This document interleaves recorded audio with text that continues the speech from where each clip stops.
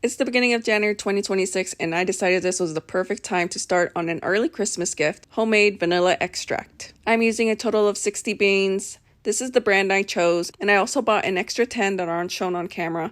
I'm making 12 bottles using these 8-ounce glass bottles with lids, which also came with a funnel. Trust me, the funnel is very important. You'll see why. For supplies, I'm using a sharp knife, a cutting board, and vodka. Make sure your vodka is 80 proof. This is the brand I use, and I bought two 1.75 liters of these bottles. And yes, everything will be linked in my Amazon storefront, except for the alcohol. I bought that at Specs. I start by opening the vanilla bean package and gently massaging them since they were stuck together. I decided to use at least 5 vanilla beans per bottle. Luckily, I didn't have to cut them in half. They were the perfect size to fit right in. Next, I take my knife and I make a slit down each vanilla bean. Inside, you'll see these tiny little black specks. That's the vanilla, and it smells absolutely amazing.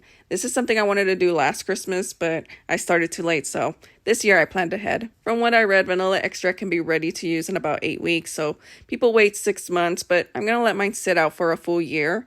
It's super simple. Honestly, if I wasn't filming and worrying about the camera angles, this would have taken me about 10 minutes. I prepped everything while watching TV. One of my New Year's goals is to post more on here and to read more. I recently realized I have friends who read a book once a week, which completely blew my mind.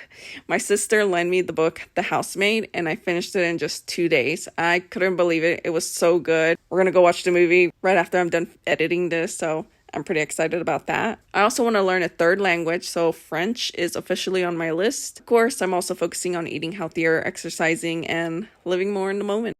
Once the beans are sliced and placed into the bottles, it's time to add the vodka. The funnel comes in handy here. I fill each bottle just enough to completely cover the vanilla beans, then close the lid and give it a quick shake. You can already see the little tiny vanilla specks floating around. Super easy and simple.